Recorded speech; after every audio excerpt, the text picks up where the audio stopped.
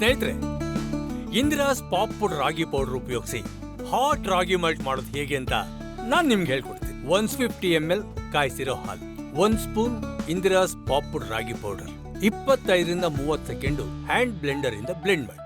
ಈಗ ಇಂದಿರಾಸ್ popped ragi powder ಇಂದ ಮಾಡಿರೋ ಹಾಟ್ ರಾಗಿ ಮಾಲ್ಟ್ ಕುಡಿಯೋದಕ್ಕೆ ಸಿದ್ಧವಾಗಿದೆ. ಕೋಲ್ಡ್ ಮಿಲ್ಕ್ ಶೇಕ್ ಮಾಡೋದು ಹೇಗೆ ಅಂತ ನಾನ್ ನಿಮ್ಗೆ ಹೇಳ್ಕೊಡ್ತೀನಿ.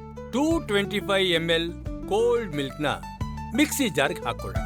ಇಂದಿರಾಸ್ ಪಾಪ್ಡ್ ರಾಗಿ ಪೌಡರ್ 1, 2, 3.